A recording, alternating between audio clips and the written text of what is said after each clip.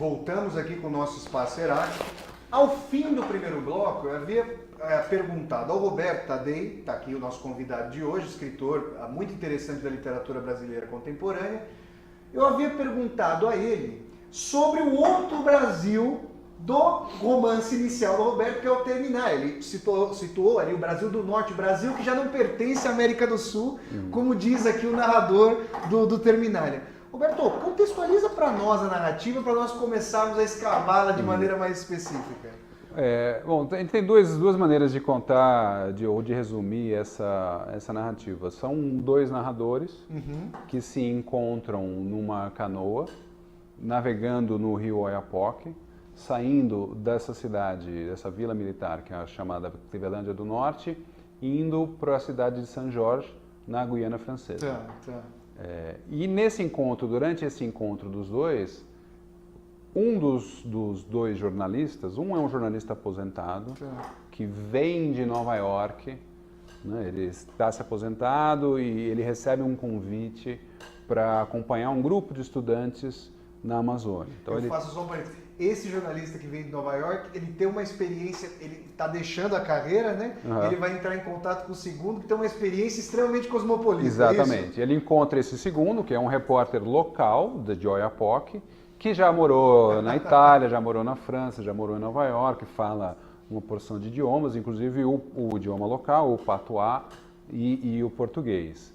Esse jornalista local começa a contar, dentro dessa viagem da canoa, começa a contar uma história para ele, uma história supostamente não ficcional, uma história que teria acontecido, como se ele estivesse contando uma reportagem, né, para esse outro jornalista sobre um triângulo amoroso entre dois majores, um do Exército Brasileiro e o outro da Legião Estrangeira Francesa, e Helena, uma brasileira nascida no Pará, em Belém, que se casa com um major brasileiro e vai parar nessa cidade, nessa vila militar de Clevelândia. Então a história toda se dá ao longo dessa viagem, uma viagem que dura 10 horas, entre Clevelândia do Norte e São Jorge, em que esse jornalista conta essa história para o outro. E é interessante, pessoal, você vê, o Roberto aqui trouxe uma marcação temporal para a narrativa de 10 horas. Agora, eu que estou lendo o Terminália e vocês que o lerão, vão poder perceber que essa temporalidade é extremamente rocambolesca no sentido de que ela não é estabelecida como uma cronologia estrita.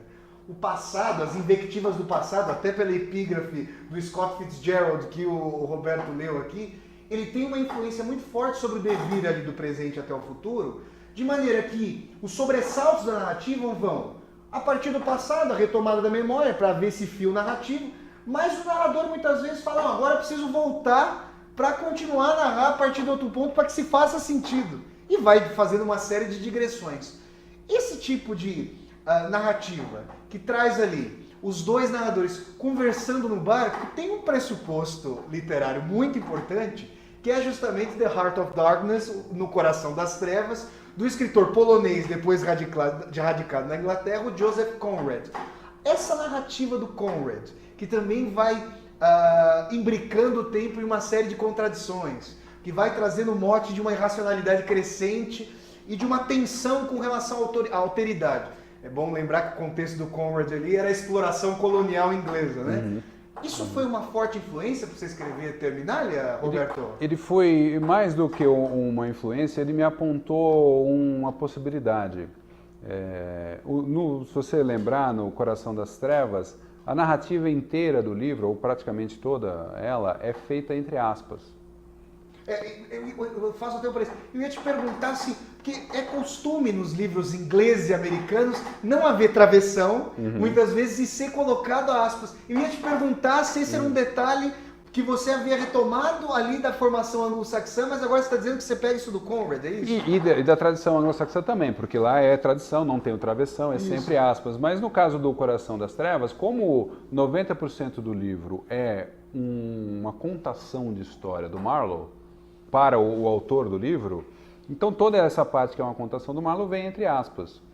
No Terminália, como são dois narradores, eu tenho um jogo de aspas. Então aspas duplas e aspas simples, que fica o tempo inteiro trocando. Então, o Conrad, eu acabei aprendendo com ele, acho que aprendi com ele, como manobrar essas aspas. E tanto do Conrad como do Graham Greene, do Americano Tranquilo, eu gosto muito da ideia de uma narrativa que é construída a partir do deslocamento do narrador no espaço. Quer dizer, ele se apropria daquela história à medida em que ele avança no espaço, que óbvio não é uma invenção dos dois, os vem desde Homero, né? A Odisseia é literalmente isso, mas eu acho que a influência maior é do Graham Greene e do Conrad nesse sentido, como ir construindo uma história a partir de um deslocamento tranquilo, de um deslocamento que se dá com calma, num espaço que pode ser um espaço curto. Tá. Ele não são 10 anos, ele não é cheio de peripécias e episódios fantásticos. É um tempo curto, é um espaço curto, teoricamente insignificante, né?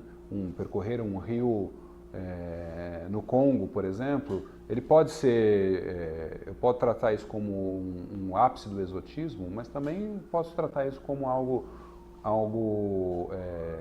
simples, ou algo não exótico, que foi uma coisa que eu procurei fazer nesse livro e que às vezes eu acho que o Conrad carrega um pouquinho no exotismo dessa floresta. alteridade ali. Até Exatamente. também talvez por lives do contexto histórico ali. Exatamente. E aí no caso do Conrad tem aquilo que você falou, né, de um questionamento, de uma contextualização do colonialismo inglês, que acaba, aqui também tem, mas aqui é mais pós-colonial, aí já é uma discussão do pós-colonial na literatura. Eu te pediria, Roberto, você lê aqui para nós trechos Claro, do Terminália com para os prazer. leitores aqui sentirem em loco e na pele esse transcurso ali desse Brasil outro. Ótimo, eu vou ler um trecho aqui, espero que não seja muito grande. Fica à vontade. Só para contextualizar, ao longo dessa viagem de canoa pelo rio Oiapoque, os dois narradores do livro, eles são obrigados a parar algumas vezes na margem do rio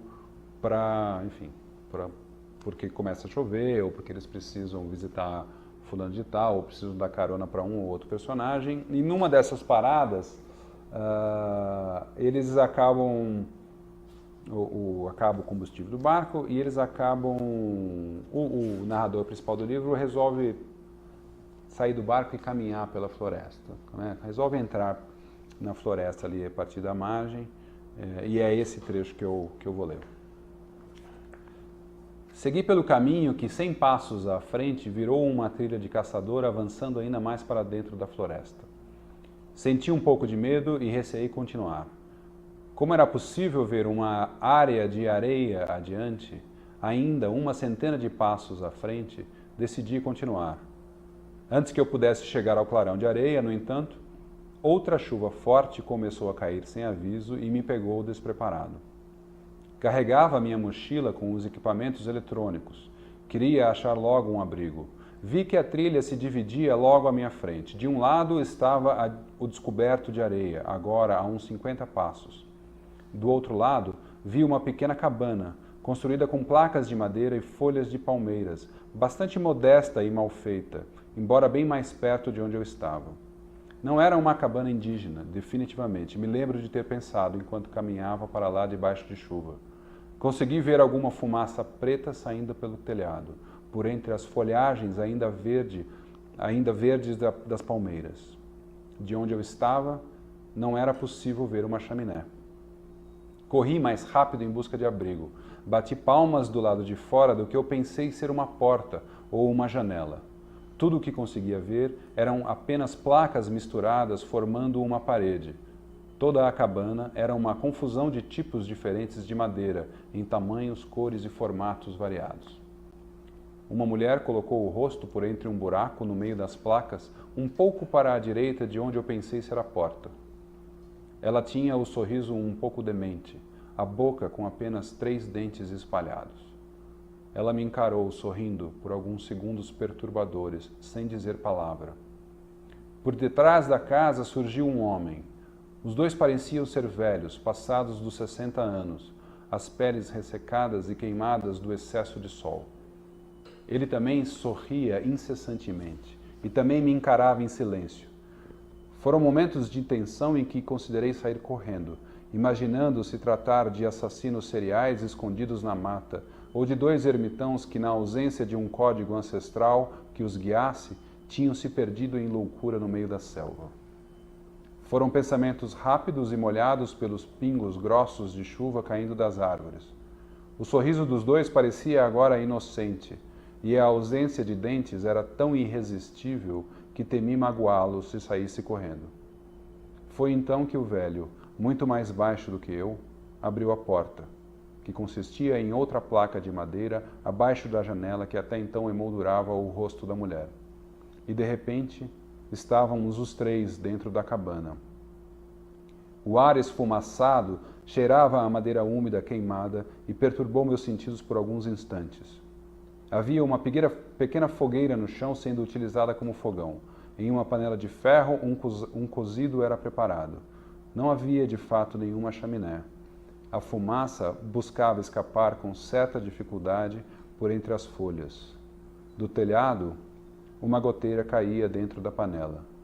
Muitos outros pingos cruzavam o teto e se acabavam sobre o solo arenoso e áspero. Olha, Roberto, eu te perguntaria, a partir dessa experiência da selva, no coração aqui, você pegou um trecho aqui para nós, em que você adentra, que você, no caso, a personagem, vai adentrando a floresta. Eu te perguntaria, com essa experiência sinestésica, essa experiência de imagética da floresta, você esteve na região? Como foi a sua pesquisa para conceber o Terminalia? Eu passei muito rápido pela região, por essa região que é retratada no livro. Passei algumas tardes ali, em uma viagem rápida, e não pensei, não foi por isso que eu fui para essa região, eu não tinha pensado nessa história. Na época que eu fui, inclusive, estava escrevendo um outro livro. Aí quando eu voltei para Nova York, nessa coisa eu estava fazendo mestrado lá, eu, vendo algumas fotos que eu tirei na região, eu identifiquei ali uma pessoa na foto que me inspirou a escrever um conto, e desse conto acabou virando o livro. E aí eu comecei a sentir necessidade de fazer pesquisa, né, para entender melhor a região. Isso é bem interessante porque, pessoal, agora eu dou até o meu depoimento aqui como leitor do Terminalia. O Roberto falou agora há pouco que o Conrad teria carregado demais na noção do exotismo ali das personagens que eram retratadas a partir do transcurso do Marlowe. Mas o interessante aqui do Terminalia é que o Roberto, que me contou que esse livro foi escrito ali nos Estados Unidos, com uma pesquisa feita nos Estados Unidos, conseguiu... Ele fala sobre o descentramento do narrador, o deslocamento dessa figura do narrador, mas é interessante pensar que, para nós leitores, essa é uma impressão muito forte que me veio com a leitura. Para nós, a figura desse narrador parece que incorpora já uma alteridade posta. É como se ele tivesse tão ambientado, e esses dois narradores, aquele que vem conhecendo todo o contexto e aquele que obviamente já está radicado ali, como se ele estivesse tão ambientado em toda a situação, que a narrativa fornece para nós uma ambiência, um caráter comum das experiências ali partilhadas, de maneira que essa naturalidade posta pelos narradores é que vai apresentando essa alteridade já não de maneira exótica, e sim de uma maneira que configura uma ambiência em meio à qual, quando a leitura flui dessa maneira, a gente já se sente tragado pelo contexto. E eu te perguntaria uma outra questão, Roberto, nesse sentido.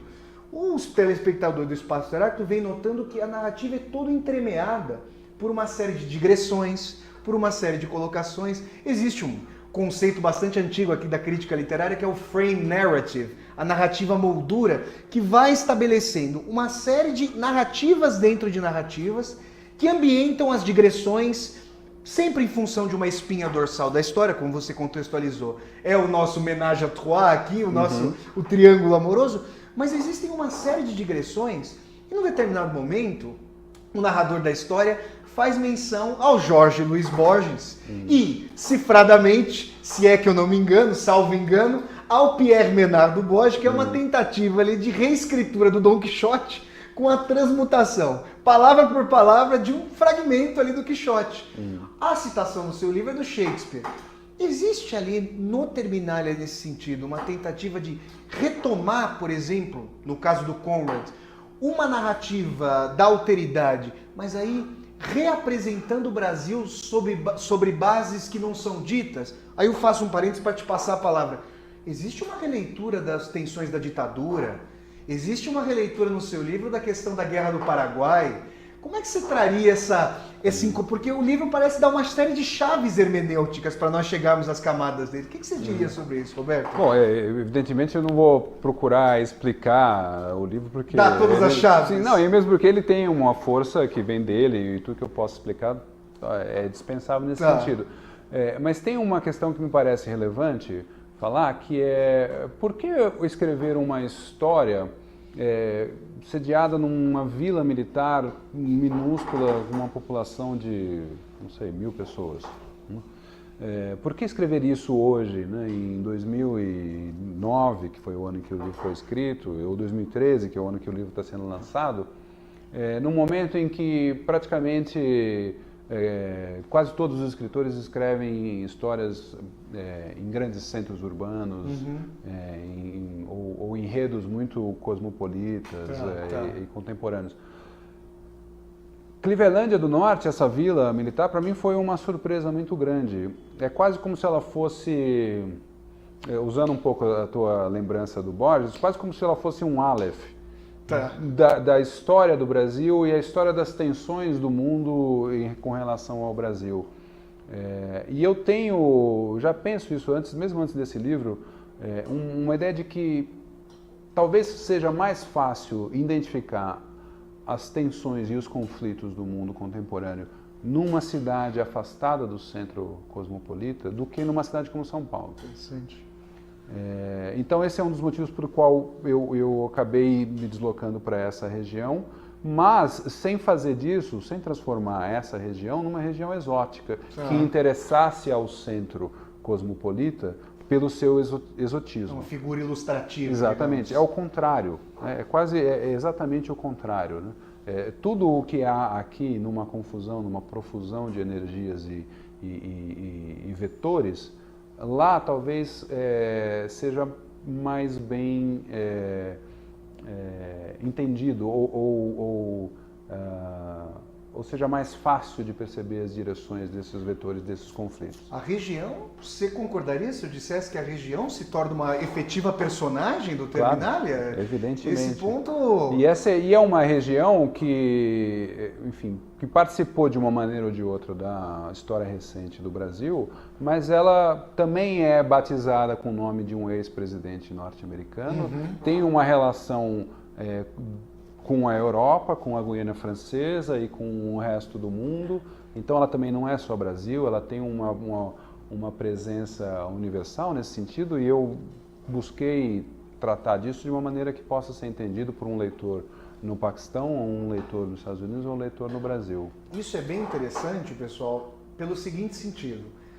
Como o Roberto vem colocando aqui, e eu até coloquei isso para ele antes da entrevista e compartilho novamente com vocês esse outro dado extra entrevista, porque parece que o nosso debate começa aqui, mas na verdade ele se prolonga aqui pelo Espaço Heráclito com algo que já vinha acontecendo.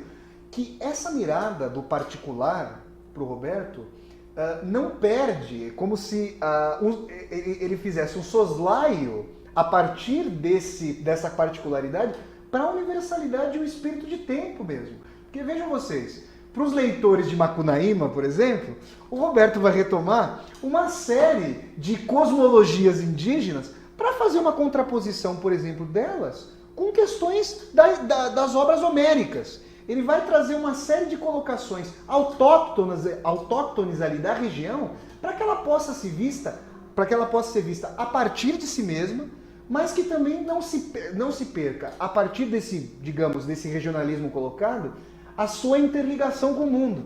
E parece que você ficou você percebeu então que hoje, mais do que qualquer outro contexto da humanidade, se fala de um sistema mundo, de uma história mundial em cada localidade. Mas nem por isso você deixou de fazer a mediação para perceber como a região ali de Clevelândia pode se dizer de si mesma e como ela pode sofrer ingerência das estruturas de poderes que parecem distantes, mas que despontam ali naquele momento para tomar posse daquele território. Como é que você veria essa questão? Exatamente. Tem um paralelo, eu achei muito interessante você lembrar do Macunaíma, enfim, tem lá Moiraquitã e tudo que é uma referência bastante forte, mas eu gostaria só de tentar fazer uma ponte com o Isto é o Homem. Tá. A gente estava conversando sobre isso, porque eu acho que há uma conexão do particular com o universal que se dá principalmente por meio da literatura. De uma referência de uma obra que é publicada em 2013 a uma outra que foi publicada em 1960, com uma outra que foi publicada em 1800 e pouco, e uma outra que foi publicada há 5.000 anos. E como eu consigo construir um universo que é um universo para além do limite do tempo e do espaço, e que o Borges já falava muito sobre isso, e como talvez esse universo seja um universo mais evidente e mais forte, mais determinante do que o universo que a gente trava contato direto através dos nossos sentidos imediatos. Então, a ideia do particular com o universal, eu diria que ele está diretamente relacionado com a ideia da literatura como uma literatura global, uma literatura mundial, e como isso constrói realidades cada vez mais evidentes para o nosso Olha, pessoal, dia a dia. Infelizmente a gente vai ter que terminar o nosso debate aqui, mas fica essa bela indicação de livro bem interessante, lançado recentemente, há algumas semanas aqui, pelo Roberto Tadei, lançado pela editora Pruma, o Terminália. Roberto, muito obrigado. Fica já o convite para um futuro debate que a gente pode trazer e prolongar para saber quais outros livros virão aqui. Muito obrigado pela sua presença aqui no Espaço Heráclito. Obrigado a você, Flávio. Obrigado a todos. Até a próxima. Então, pessoal, até a próxima semana, então, até a próxima segunda-feira, com mais um Espaço Heráclito. Um abraço e tchau, tchau.